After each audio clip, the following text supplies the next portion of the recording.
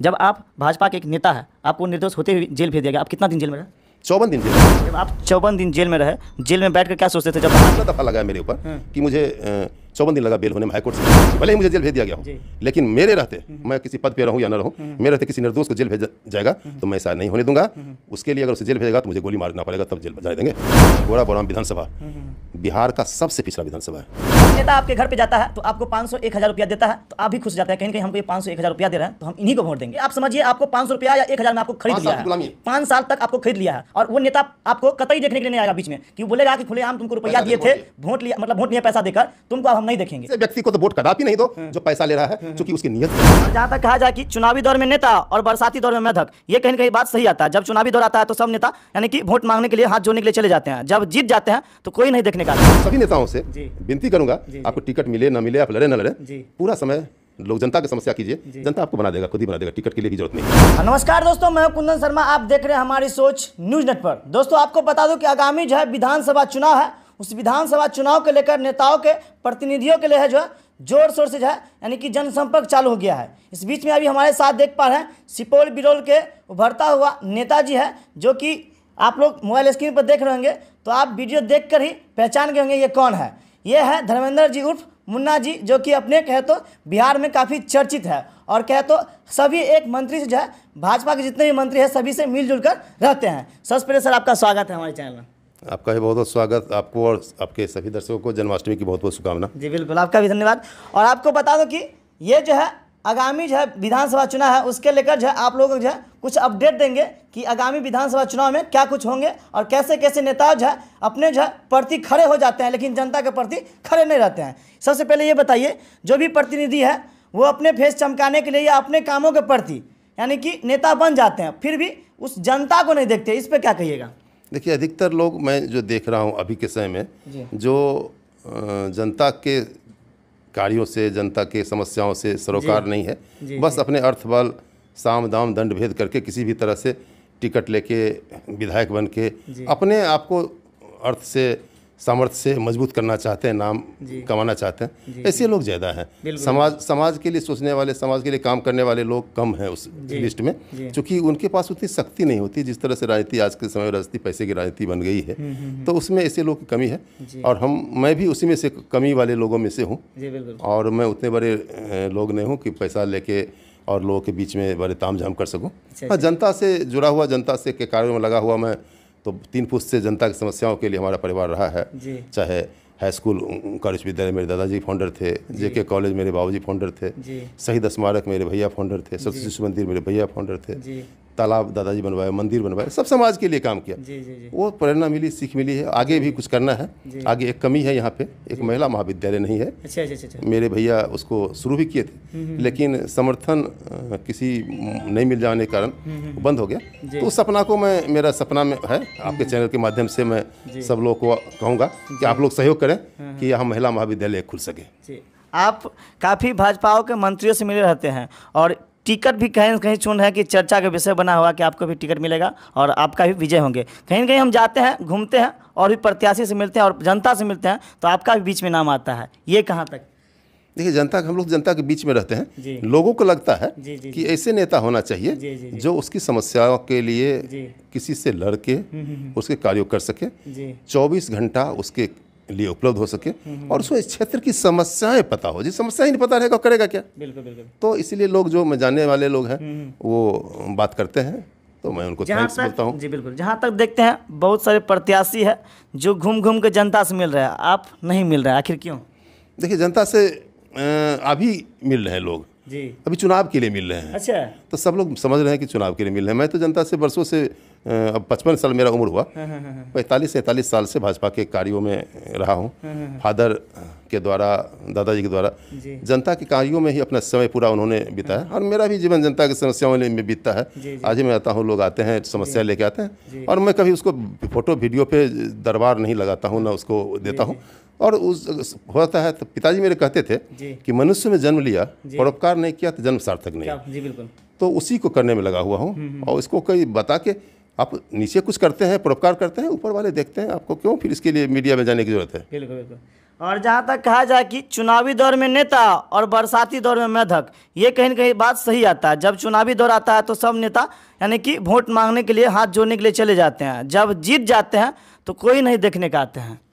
कहना बिल्कुल सही है जी इतने नेता जी अगर सब लोग समाज सेवा में लग जाएं ईमानदारी से जी तो कोई समस्या नहीं रहेगी। लेकिन ये सब बरसाती मेढक जिसके तरह जैसे बरसात में मेढक आते हैं ना, चुनाव के समय नेता आते हैं। और मैं उन सभी नेताओं से विनती करूंगा, आपको टिकट मिले ना मिले, आप लड़े ना लड़े, पूरा समय लोग जनता की समस्या कीजिए, जनता आपको बना देगा, खुद ही बना देगा। टिकट के लिए भी जरूरत नहीं है।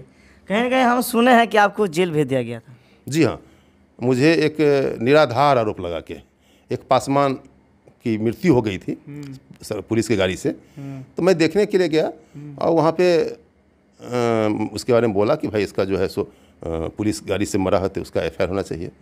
फिर मैं वहाँ गया नहीं। फिर उसके बाद कुछ घटना वहाँ पे उसके गांव में हाटी में लोगों ने रोड जाम किया, तो मुझे कुछ लोगों के द्वारा, कुछ माफियाओं के द्वारा, जिनको मैं समय समय पर उनके सामने खड़ा हो जाता हूं, चाहे वो जमीन माफिया, स्वास्थ्य माफिया और शराब माफिया, इन लोगों के साथ मनीष चंद्र चौधरी DSP की मिलीभगत से मुझे निर्दोष होते हुए जेल भेज दिया गया।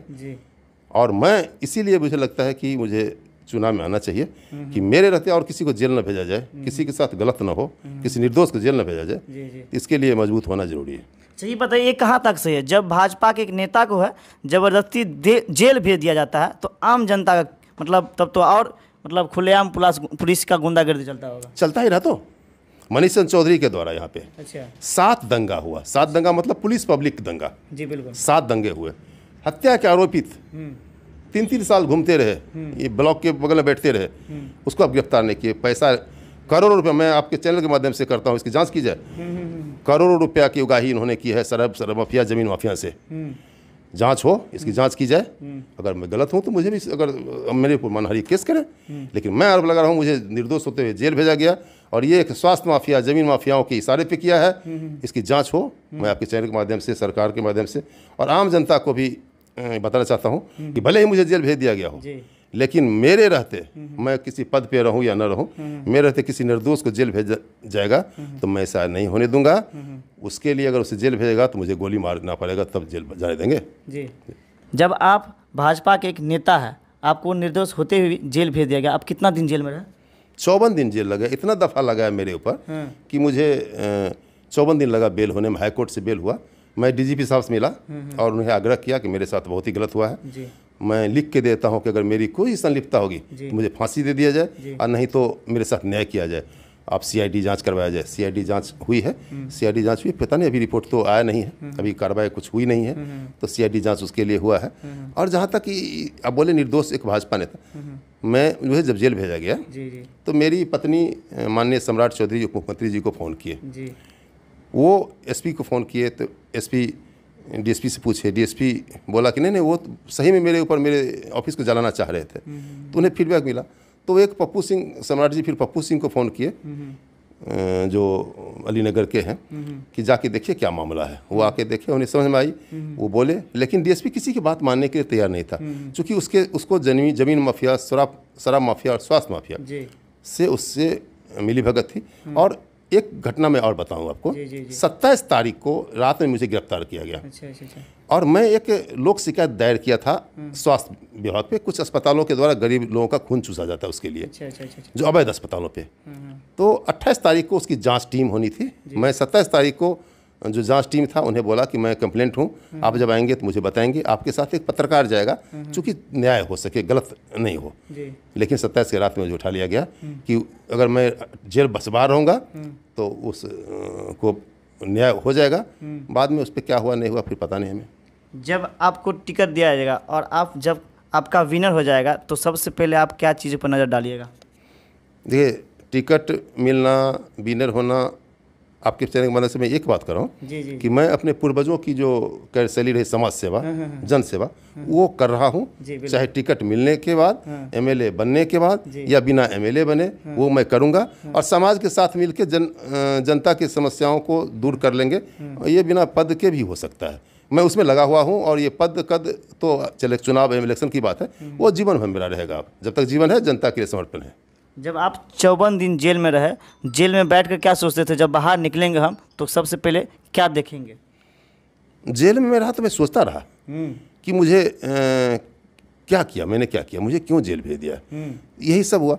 मैं कुछ पत्रकार लोग, जब मुझे जेल भेजा गया तो पत्रकार लोग बोले, जो अमृतलाल बर्मन आज तक का सबसे भ्रष्ट थाना प्रभारी बिरौल का, तो वो उससे बोला कि ये बहुत बड़ा क्रिमिनल को पकड़े हैं। तो सभी लोग पत्रकार लोग थे, आपके ही मित्र बंधु लोग थे, वो बोले भाई इन पे तो एक साथ भी नहीं है आज तक।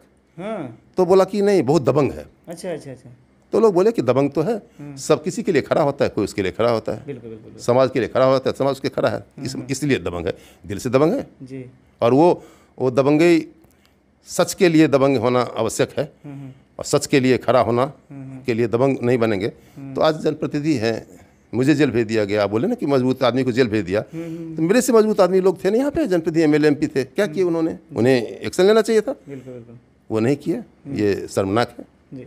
सबसे पहले ये बताएंगे अभी के दौर में शिक्षा की जो व्यवस्था होता है, जैसे अभी अपने बिरौल सुपौल के JK कॉलेज ले लें, उसमें छात्र की संख्या काफ़ी ज़्यादा रहते हैं, छात्रा की संख्या ज़्यादा है, बट घर नहीं रहता है, रूम नहीं रहता है स्टूडेंट के बैठने के लिए, बेंच नहीं रहता है। इस पर आप क्या कहिएगा? देखिए मैं इसी सबको देख रहा हूँ, इसी के लिए मैं चर्चा भी कर रहा हूँ कि 10,000 बच्चे हैं लगभग JK कॉलेज में। हाँ। 1500 बैठने की व्यवस्था नहीं थी, जिनसे हमारे पूर्वजों ने, हमारे समाज के पूर्वजों ने, मैं अपने पूर्वजों की बात नहीं, पूरे समाज के पूर्वज मिलके बनाए थे। तो उन्होंने शुरू किया था तो 150 बच्चे थे, उसके हिसाब से व्यवस्था थी। आज 5,000 10,000 बच्चे हैं, और सरकार है, किसने जनप्रतिनिधि या कितने मेढक, बरसाती मेढक को पता है कि यहाँ क्या क्या समस्या है? समस्या पर तो पता है ही नहीं, समस्या दूर क्या खाक करेगा।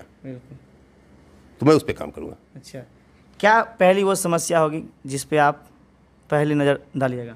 देखिए यहाँ समस्या अपरंपार है। अच्छा। ये गोरा बोराम विधानसभा बिहार का सबसे पिछड़ा विधानसभा है। अब आप आमदनी के रूप में देखें, यहाँ किसान गरीब है, किसान को कोई उपजा नहीं होता है, बाढ़ नहीं आता है, बाढ़ आता था तो पहले खेती होती थी, बाढ़ नहीं आता है, पानी, बरसात का पानी बांध बन गया, रोड बन गया, बरसात का पानी जमा हो जाता है, कोई फसल नहीं होता है, और किसान ही तो ज़्यादा है, 80% किसान है। तो वो क्या करे, उसके साथ मजबूरी है। तो उसको दूर करना कैसे हो?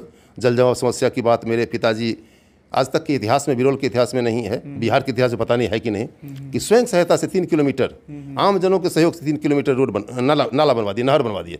एक दरियार चौर 50,000 एकड़ ज़मीन है उसमें, उस चौर को जल निकासी के लिए, लेकिन सरकारी अपेक्षा के कारण वो फिर भर गया, आगे कुछ उस पर काम नहीं हो सका।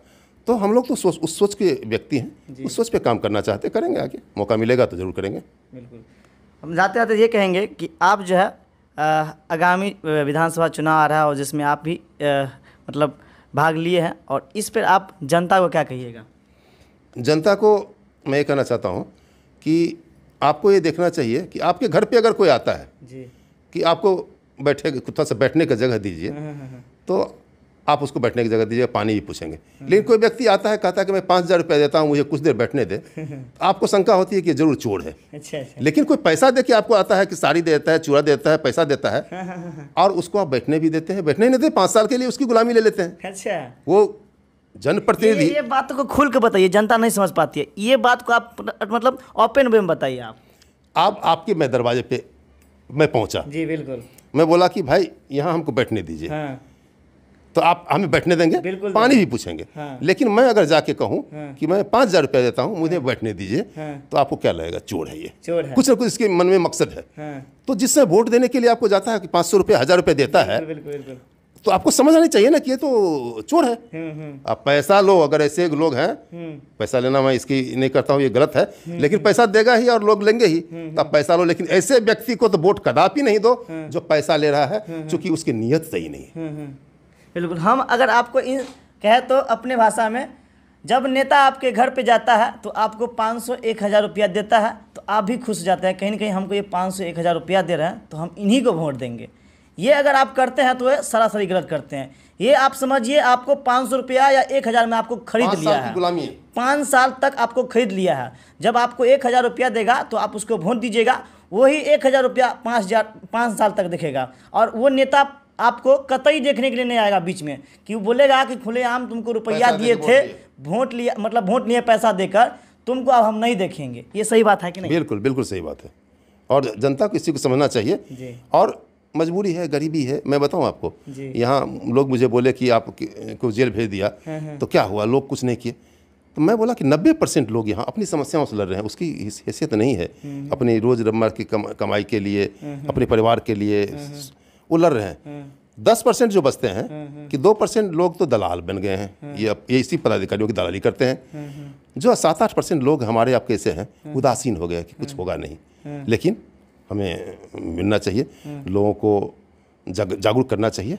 और गलत हो रहा है, गलत का विरोध सबको करना चाहिए। गलत का विरोध नहीं कीजिएगा तो गलत बढ़ते जाएगा। जिस स्थिति में है उस स्थिति में गलत का विरोध करना चाहिए। लास्ट में जाते तो हम यही कहेंगे, आप अपना शुभ परिचय और अपना जो है मंत्रियों से क्या मतलब उनसे मुलाकात रहता है वो थोड़ा बतला दीजिए। मैं तो पटना में रहता हूँ, धर्मेंद्र सिंह मुन्ना सिंह मेरा नाम है।